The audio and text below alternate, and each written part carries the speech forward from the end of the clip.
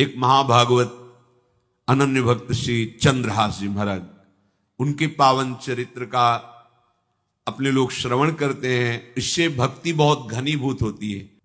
केरल देश में एक परम मेधावी सुधार्मिक नाम के राजा राज्य करते थे। धर्म पूर्वक चलना, प्रजा का पालन करना और भगवान नाम जप करना, शास्त्र विधि से बिल्कुल कभी प्रतिकूल एक भी आचरण जीवन में नहीं किया। तो उनके यहां महाभागवत चंद्रहास जी का प्रादुर्भाव होता है।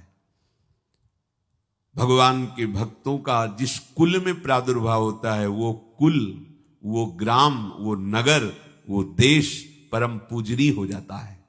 ये महाभाग्यशाली मूल नक्षत्र में प्रकट हुए। लौकिक में अमंगल माना जाता है और भाव में देखो तो मूल कौन है? नक्षत्र भगवान। ऊर्ध्वमूल मधा शाखा मुसत्तम प्राहुरव्ययम। सबके मूल कौन है? श्री भगवान। किस नक्षत्र में पैदा हुए? मूल में, भगवत स्वरूप। और लोक में माना जाता है कि मूलन में पैदा हुआ है लड़का, अमंगल है, कुछ नष्ट ही होगा, संसार बड़ा विचित्र है। जैसे बालक रोता है ऐसे उनकी आवाज में निकला कृष्ण कृष्ण। बड़ा आनंद हुआ सुधार्मिक राजा को कि हमारे कोई महाभागवत पधारा है, क्योंकि ये भजन करके पूर्व जन्म में ऐसी भागवती की स्थिति प्राप्त की कि अबोध अवस्था में ही श्रीमुख से कृष्ण नाम निकल रहा है। आनंद उत्सव मनाया जा रहा है। राजा है, राजकुमार प्रकट हुआ, और दूसरी बात वो स्वयं भक्त हैं और भगवान का ऐसा भक्त जो जन्म लेते ही कृष्ण नाम उच्चारण किया। ये आनंद ज्यादा दिन टिका नहीं। रोज बधाइयां हो रही, आनंद उत्सव मनाए जा रहे। शत्रु पक्ष के राजाओं ने मिलकर कहा यही अवसर है, आक्रमण कर दिया जाए और केरलाधिपति का सब पूरा महल घेर करके कोई एक भी न बचने पावे। शत्रु पक्ष के राजाओं ने घेर लिया। आसपास से राजा और सैनिकों ने घेर लिया। अब वो असावधान थे, आनंद में पुत्र हुआ है, बधाइयां, कोई संभावना ही नहीं थी। गुप्त रूप से शत्रु पक्ष के राजाओं ने आक्रमण करके घेर लिया। अब राजाओं की कई सेनाएं और इनकी असावधानी पूर्वक आनंदमयी वृत्ति में कोई पहले से पता हो तो तैयारी करते, तत्काल आक्रमण को रोकने का प्रयास किया, पर असफल रहे। इनके सैनिक भी मारे गए, राजा भी मारे गए, राजमहल को घेर लिया गया, कोई भी एक भी बच के न जाने पावे। तो राजमाता जिनसे चंद्रहास जी का प्रादुर्भाव हुआ था, उन्होंने धाय मां को कहा कि मेरे पुत्र को बचाने में तुम समर्थ हो, मेरे तो प्राण नहीं बचेंगे, अगर ये लोग नहीं मारते तो मैं अपने पति के शव के साथ सती हो जाऊंगी। पहले ऐसी धार्मिक निष्ठा माताओं बहनों में होती थी कि धाय मां ने विचार किया कैसे बचा सकती हूं, आसपास तो सब सैनिक घेरे हुए हैं। तत्काल उसने विचार किया कि अगर हम इनको राजकुमार की तरह ले जाती है तो हमें भी मारा जाएगा और इनको भी मारा जाएगा। देखो कितनी विपत्ति जन्म लेते हैं। कोई प्रश्न कर सकता है कि महाभागवत जिनके घर में प्रकट हो तो वहां धन वैभव सुख संपत्ति बढ़नी चाहिए, यहां तो जन्म से ही जैसे वहां माता पधारी, ये क्या है? तो श्री भगवान स्वयं कह रहे हैं यस्य तुष्टो हम पार्थ वित्तम तस्य हराम्यहम करोमि बंधु विच्छेदम सच कष्टेन जीवती। हे अर्जुन, मैं जिस पर बहुत प्रसन्न होता हूं, आप अपने ऊपर भगवान को बहुत प्रसन्न करना चाहते हैं, बहुत प्रसन्न करने में ये है, देख लो। कह रहे जिस पर मैं बहुत प्रसन्न होता हूं, सबसे पहले उसका ऐश्वर्य नष्ट करता हूं। फिर क्या करता हूं? फिर बंधु बांधवों का, फिर क्या करता हूं? असाध्य रोग उसके शरीर में। बोले महाराज जी तुम प्रसन्न हुए हो कि पूरे के पूरे नाराज हो गए हो? बोले यही मेरी प्रसन्नता है। क्या? माया का नाश। अब एकमात्र भरोसा केवल भगवान का, दूसरा कोई नहीं। ये सबको पसंद नहीं आएगा। सब तो उस भगवान की भक्ति चाहते हैं कि अगरबत्ती धूप बत्ती तन मन धन सब तेरा, स्वामी क्या लागे मेरा, पर अंदर से कह रहे सब तन मन धन सब मेरा, क्या लागे तेरा। ऐसे तो चलेगी भक्ति। लेकिन कई बार सत्संग में पीछे धाम में कहा था कि भगवान को रिझाकर लोक मांगोगे तो चैन से रह लोगे, और अगर उनसे प्यार करने की बात मन में ठानी कि बस मुझे केवल आपकी आंखों में आंखों को मिला करके जीवन व्यतीत करना है, मुझे और कुछ नहीं चाहिए, तो फिर लाडले आपको दुशरिहा का कोई आश्रय रहने नहीं देंगे। ध्यान रखना, जितने दुशरिहा होंगे तो ये बर्दाश्त हो तो कदम आगे बढ़ावे। बहुत प्रसन्न हो जाओ ठाकुर हम पे तो कह रहे यस्य तुष्टो ह्रहम पार्थ वित्तम तस्य हराम में हम करोमि बंधु विच्छेदम सच कष्टेन जीवती। जितनी श्वासें रहेंगी भयंकर कष्ट में उसको व्यतीत करने के लिए दूंगा। ये दंड नहीं है, ये पुरस्कार है। अनंत जन्मों का हिसाब बराबर करके कहीं इसकी वृत्ति मेरे से हट न जाए, ऐसे घेरे में डाल के अखंड चिंतन करवा के सजयति जयति जग उच्चरे। जाको करत श्याम सहाई प्रथम वर्णो कृपा क्रम हो विषय मूल गवाई। कुल कुटुंब बल वित्त हीनो दीन के दुखदाई। आपने को करजु लीनो आप ही अपनाई। कह रहे हैं अब मैं वर्णन करता हूं श्याम सुंदर जिस पर कृपा करते हैं उस पर कैसा बर्ताव करते हैं। बोले सबसे पहले उसके विषय भोगों का नाश कर देते हैं, फिर दूसरी कृपा कोई परिवार का कोई मित्र कोई रिश्ते नातेदार उसकी तरफ देखेगा भी नहीं। फिर ऐसा दुख प्रदान करते हैं कि केवल एक भरोसा रह जाता है, एक भरोसो एक बल एक आस विश्वास, बस नाथ आपके सिवा अब हमारा कोई नहीं। बस वहीं से जो चमत्कार प्रकट होता है, त्रिभुवन में कोई उसकी समानता नहीं कर सकता जिस पर ठाकुर की कृपा है। पर इस कृपा को हजम करने के लिए इसीलिए संत संग किया जाता है कि पहले से वो तैयार कर देते हैं। जैसे आर्मी की ट्रेनिंग होती है ना, ट्रेनिंग के बाद भी बॉर्डर में लगाया जाता है, ऐसे ही संतजन ये ट्रेनिंग देते हैं। अब जो टिके तो टिके, नहीं तो घर बैठे जाके। अगर टिक गया तो गुरु मेहरबान तो चेला पहलवान, भगवान भी परास्त नहीं कर सकते। उसमें ऐसी सामर्थ्य आ जाती है कि हर प्रभु के द्वारा दिए गए विधान को हंस करके स्वीकार कर लेता है। और ऐसा नहीं कि उसको कष्ट होता है। ये लोक भाषा में भगवान कह रहे हैं सच कष्टेन जीविता। नहीं तो जिस चिदानंद में वो सुख भोगता है वो ब्रह्मा को भी नहीं प्राप्त है जो भक्त को प्राप्त होता है। भक्त का वैभव दिव्य होता है, चिदानंदमय होता है। ये तो पापियों के पास भी वैभव है, रुपया पैसा कुटुंब परिवार। भगवान के दास के पास जो वैभव होता है वो अचिंत्य है, तुम चिंतन भी नहीं कर सकते, ऐसा वैभव होता है। धाय माने सेविका का रूप तत्काल लिया, जिससे पोछा झाड़ू लगाने वाले, और कुछ दोने पत्तल डाले, उनके नीचे चंद्रहास जी को डाला, ऊपर से करके इसे माथे पे रख के निकली। सैनिकों ने पूछा इसमें क्या है, तुम उनका राजघराने के दोने पत्ते जूठे हैं, दिखा। ऐसे नीचे किया तो देखा सब ऊपर जूठन पड़ा। हाँ चल निकल, जल्दी भाग यहां से निकल। बस वो भागी, बचा ले गई। वो कुंतलपुर पहुंची और वहां के जो मंत्री दृष्ट बुद्धि थे उनसे प्रार्थना की कि मैं सेवा कला में बड़ी प्रवीण हूं और ये मेरा पुत्र है, अगर आपकी कृपा हो जाए तो कुछ समय के लिए हम आपकी सेवा में, महल सेवा में रहेंगी और हमारे पुत्र का पालन पोषण हो जाएगा। उनकी परीक्षा ली गई तो राजघराने की सेविका थी, परम प्रवीण थी, पर उन्होंने ये परिचय नहीं बताया। विधि विधान से राज्य की सेवा में प्रवीण दासी पाकर उसको अच्छा लगा, ठीक है आप रह सकती है।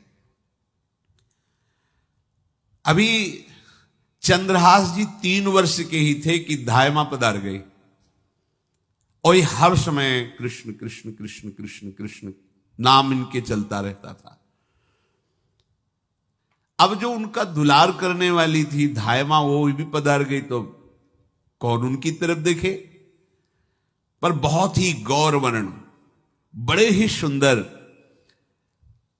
अब वो गलियों में भटकने, निकाल दिया महल से जब धाय मां मर गई, क्योंकि धाय मां की सेवा के कारण उनको रखा गया था। 3 वर्ष के बालक गलियों में, तो कोई भी मां देखती उनको तो कोई उनको वस्त्र पहना देती, कोई भोजन करा देती। ऐसे ही भगवान के भक्तों की बड़ी विचित्र लीला होती है। यहां चंद्रहास जी को जो भी माता बहन देखती कुंतलपुर के गलियों में, तो कोई वस्त्र, कोई स्नान करवा देती, कोई काजल लगाती, कोई भोजन पवा देती। परमहंसों जैसा जीवन कट रहा है। कृष्ण कृष्ण कृष्ण कृष्ण। 14 भुवनों में जिनकी अव्याहत गति है, जो सबको देखते रहते हैं, श्री देवर्षि नारद जी। ये कृष्ण कृष्ण बोलता है बालक, और इसका हरि के सिवा कोई नहीं। तो एक दिन एकांत में बैठे हुए थे बालक चंद्रहास जी, नारद जी पधारे हैं, भाई जी से मिले हैं। स्वप्न में कितने महापुरुष मिलते हैं जो भजन ठीक से करते हैं, ये बड़े बड़े महापुरुष आकर के उपदेश करते हैं। ये त्रिकाल सत्य हैं, कोई ऐसा नहीं है कि ये कहानी हैं, अभी हैं। जहां आप भगवत चिंतन करेंगे तो आपको परिचय बड़े बड़े महापुरुषों का मिलने लगेगा। नारद जी आए तो देखा आंख बंद की हुई चंद्रहास जी कृष्ण कृष्ण कृष्ण कृष्ण कृष्ण ऐसा उच्चारण कर रहे। त्रिकालज्ञ सर्वज्ञ नारद जी ने देखा कि ओहो, इतना छोटा बालक और कृष्ण कृष्ण बोल रहा है। नारद जी ने स्पर्श किया दुलार करते हुए, सुनो आंख खोलो। आंख खोल के देखा श्री देवर्षि नारद जी। नारद जी ने कहा, देखो हम तुमको एक अमोघ वस्तु देते हैं, और एक छोटी सी शालिग्राम की, इतनी बड़ी शिवग्रह शालिग्राम का जो वो दिया। बोले धो के पी लेना और दिखा के पा लेना, यही तुम्हारी सेवा पद्धति है।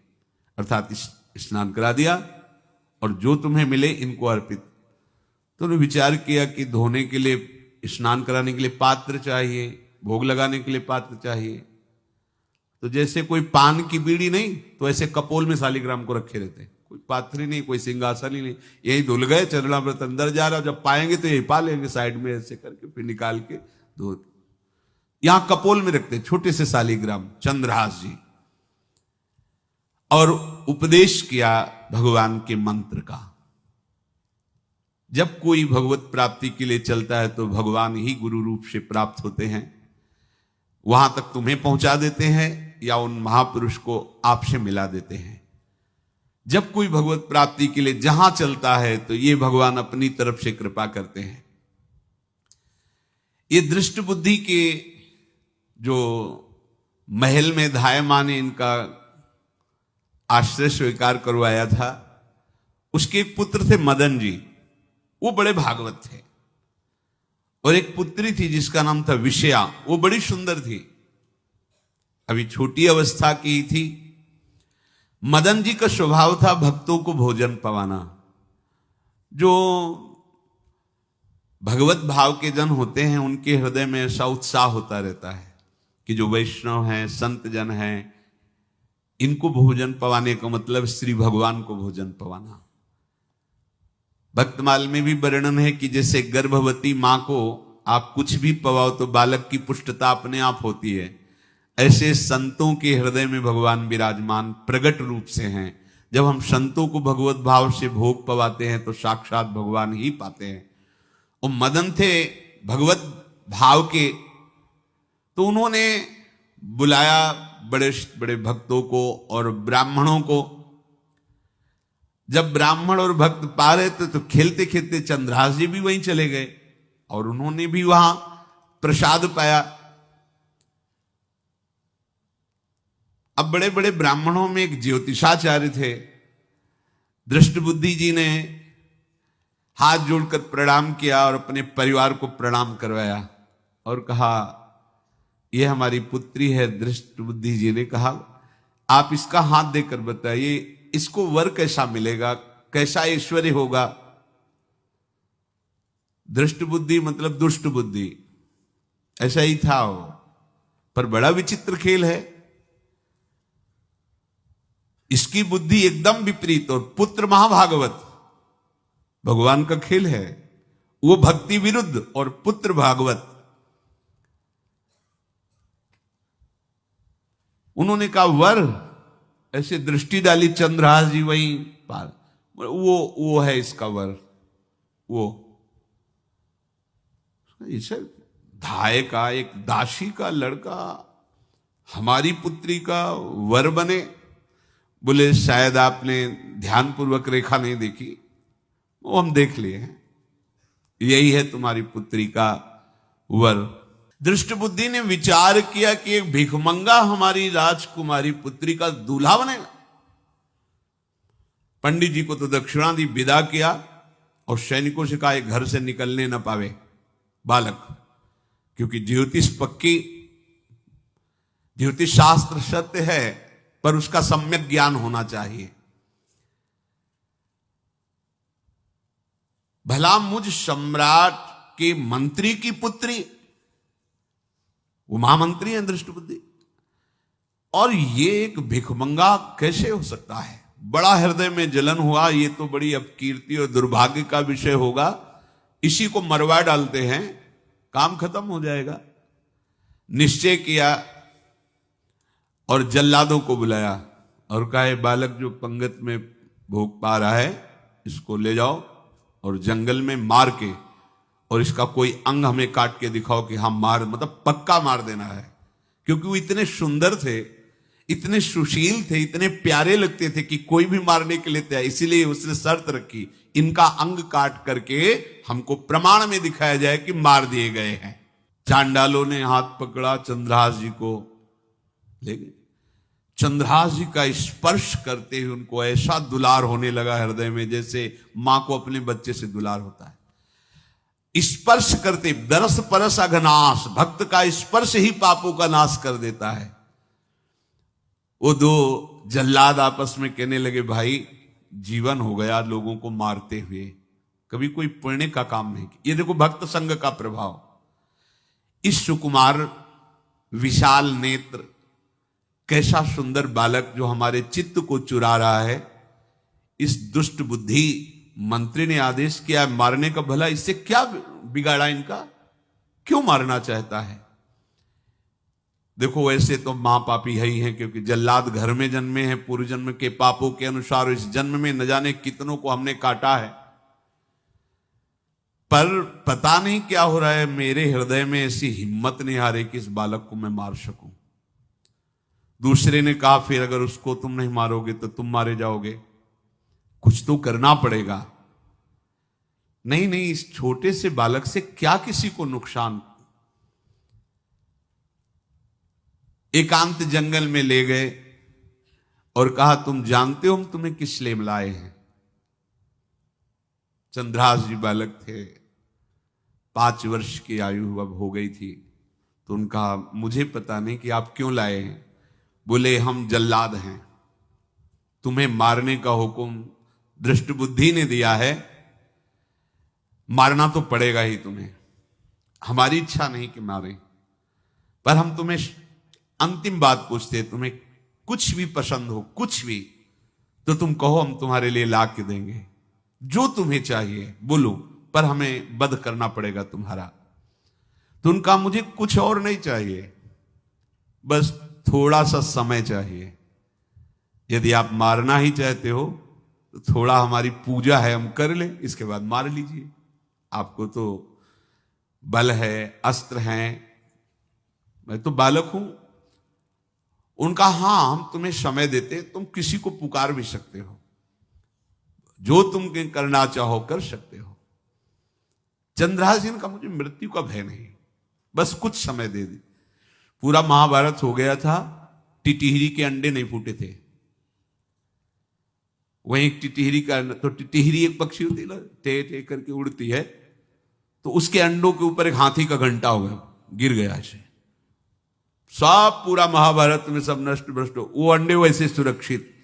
तो जो प्रभु भारत युद्ध में राखे भरही अंड, सोई मुंह को राखे जो राखत ब्रह्मांड।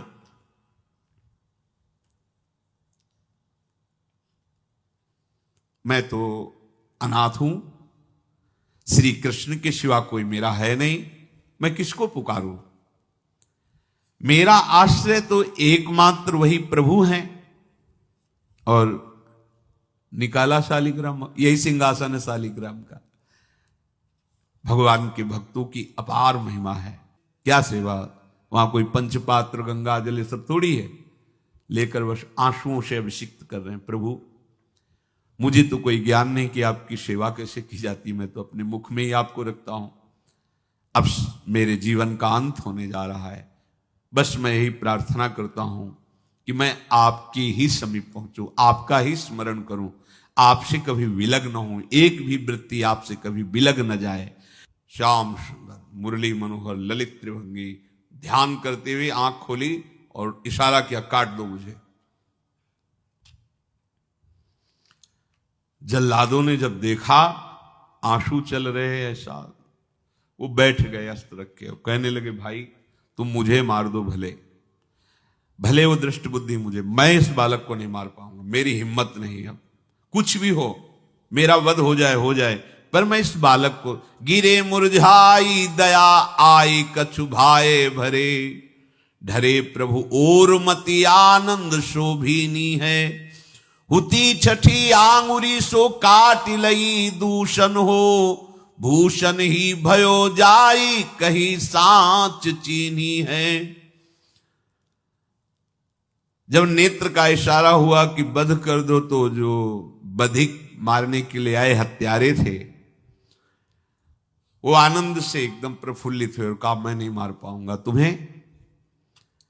तो एक ने कहा, देखो एक उपाय मुझे दिखाई दे रहा है, इस बालक में विशेषता तो है ही, पर इसके पैरों में देखो, बाएं पैर में एक छठी अंगुली भी है, किसी किसी को होती है। गांव में तो कहते छंगू या छंगा, जिससे होता है ना गांव में, और ये छंगा मतलब 6 अंगुली के। बोले इसको अगर काट लेते हैं तो प्रमाण भी सत्य, जिसकी कसम खवाएगा मैं खा लूंगा कि ये चंद्रहास जी के है, और मैं मार दिया। और कौन इस बालक को ढूंढेगा, जंगल में छोड़ देते हैं, अपनी तो सामर्थ्य नहीं। बधिकों ने, जल्लादों ने ऐसा ही किया और जाकर अंगुली दिखा दी, मैं बालक का वध करके आ गया हूं। उनको यह कि लाखों बार इन्होंने वध किया, तो संशय का कोई रिश्तेदार थोड़ी है, वो तो बालक है, उसको मारने में क्या, हाँ ठीक है मार दिया गया। अब वो जो चले गए तो अंगुली जो कटी थी उससे रक्त प्रवाह हो रहा है। कृष्ण कृष्ण जगन्नाथ वासुदेव जनार्दन, हे कृष्ण हे जगन्नाथ हे वासुदेव हे जनार्दन, ऐसे नाम उच्चारण करते हुए मूर्छित हो रहे हैं चंद्रहास जी। वो छोड़ करके जल्लाद चले गए। चंद्रहास जी भगवान का स्मरण कर रहे हैं, तो जितने जंगल के मृग हैं वो सब मंडलाकार घेर के ऐसे। एक हुमा नाम का पंछी होता है, अगर उसके पंखे की छाया पड़ जाए तो चक्रवर्ती सम्राट का वैभव प्राप्त होता है। और वो भीड़ की भीड़ पक्षी आकर चंद्रहास जी के ऊपर ऐसे घेरे हुए हैं। आसपास मृग मृगी मृग शावक सब घेरे हुए हैं। बीच में चंद्रहास जी कृष्ण गोविंद दामोदर माधव ऐसे उच्चारण कर रहे हैं। जो भगवान के चिंतन में मगन रहना अपना स्वभाव बना लेता है, तो देखो ऐसे हत्यारों के हृदय में भी दया गई, क्योंकि दया समुद्र भगवान का स्मरण जो करते हैं उनमें ऐसी महामहिम दिव्यता आ जाती है।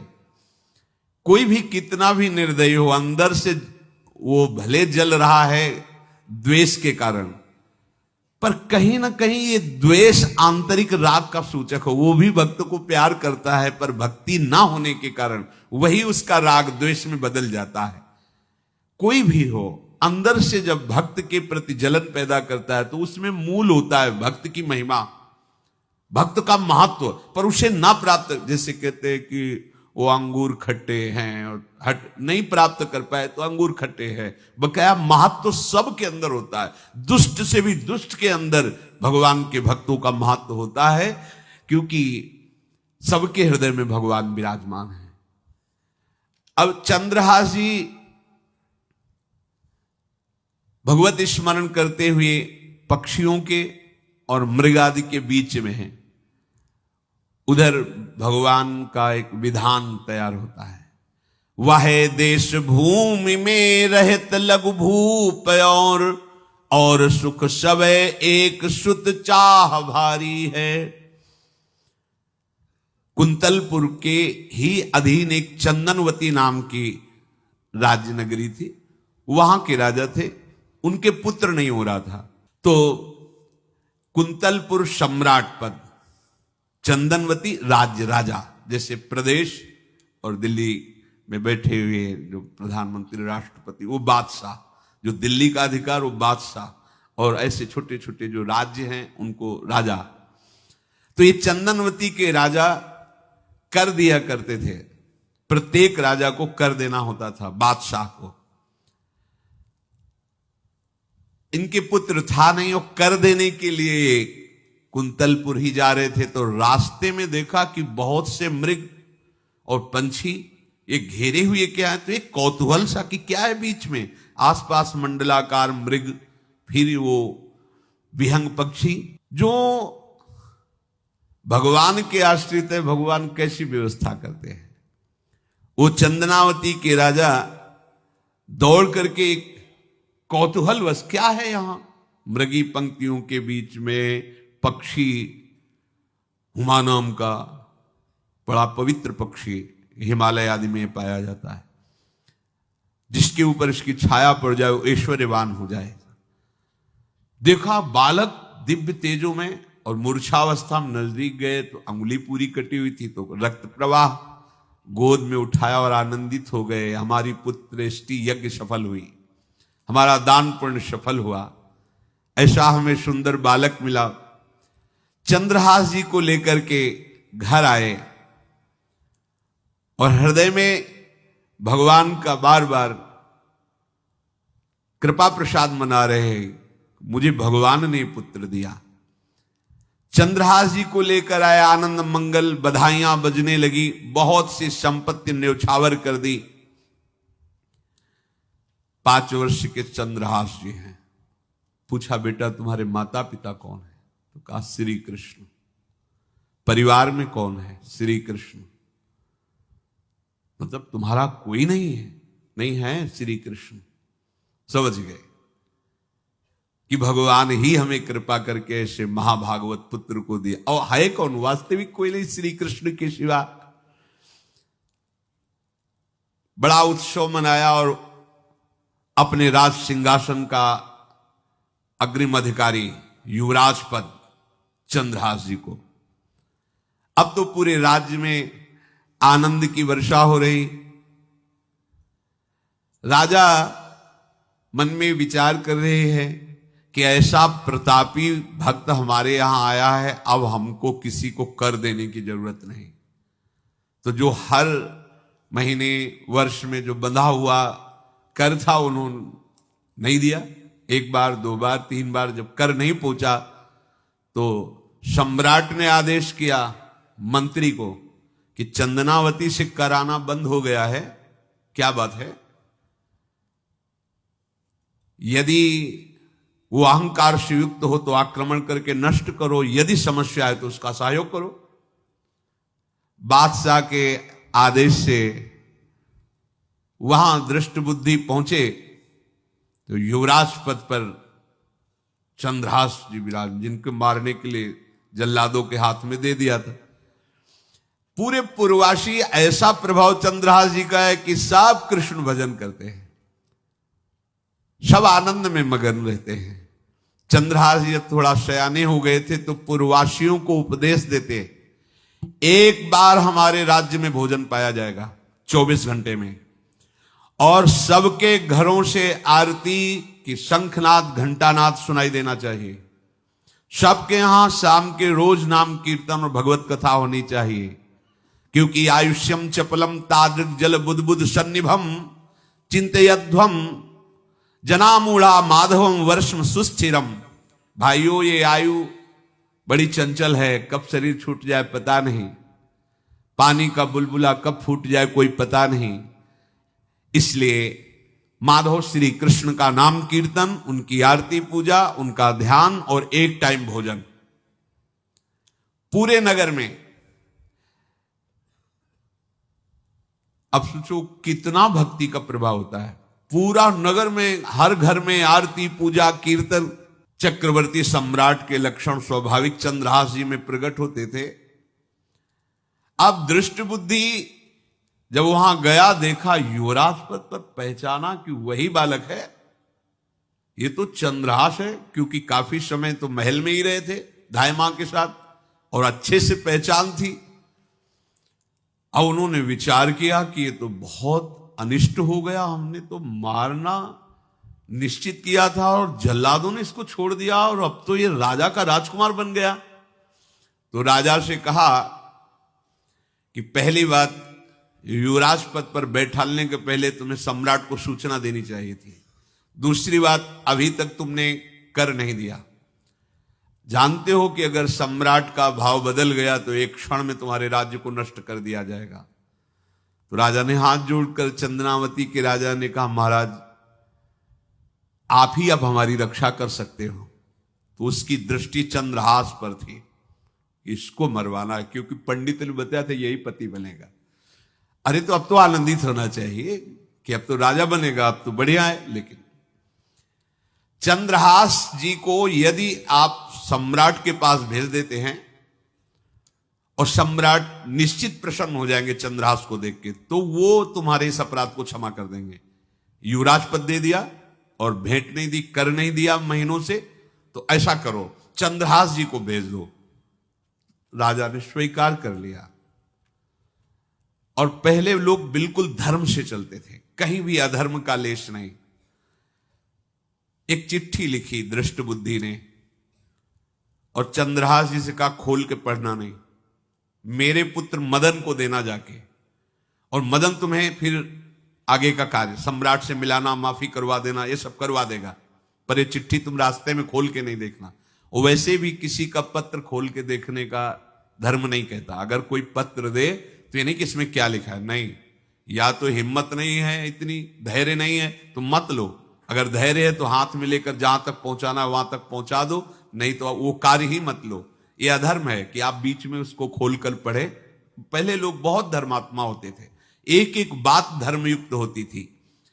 चंद्रहास जी को चिट्ठी दी, चंद्रहास जी ने पत्र को अपनी पाग में खोस लिया और कुंतलपुर के लिए चले। अब इनका किशोर अवस्था में प्रवेश हो चुका था। एक सुंदर कुंतलपुर के बाहरी रमणीय बगीचा था, वृक्ष बहुत सुंदर सुंदर, पुष्प वाटिका भी, बड़ा मनोरम लगा।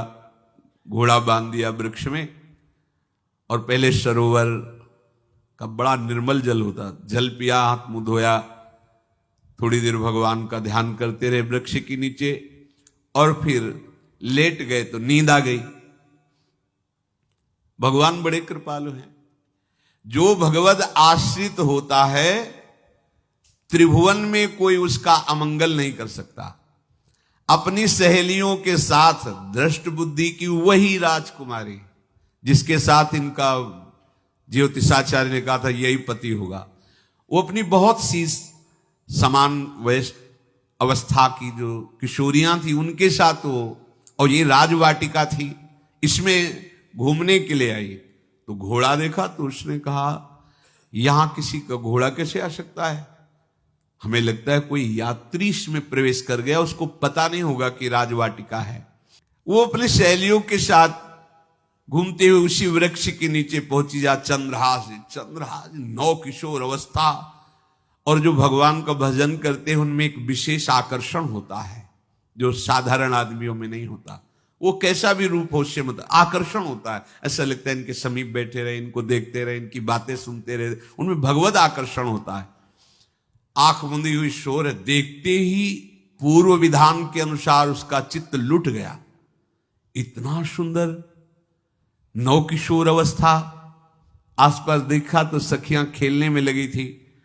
पाग में एक चिट्ठी सी दिखाई दी तो झुक करके चुपचाप ऐसे नौ किशोर अवस्था में चंचलता भी होती है, चिट्ठी खोल करके देखा तो वैसे ही रूप माधुरी में आसक्त हो गई थी। पूर्व संस्कार से आकर्षण भी हुआ। इसने संस्कृत में लिखा था विस्मस्मयी प्रदातव्यम त्वया मदन शत्रुवे कार्या कार्यम न दृष्टव्यम कर्तव्यम खलु में प्रियम। मदन पुत्र, उनके नाम था मदन। अय मदन, बिना कुछ विचार किए इसको विष दे देना जाते ही। क्या उचित है क्या अनुचित ये तुम्हें नहीं सोचना, मेरा प्रिय करना, मेरे आदेश का पालन, जाते ही से विष दे देना। पत्र। उसने देखा वो पिताजी की बुद्धि खराब हो गई, ऐसे सुंदर नव किशोर को विष देने की बात लिख दी। अब उसे बड़ा दुख हुआ कि पहली ही दृष्टि में, अभी तो इन्होंने आंख खोल के हमें देखा ही नहीं, और इन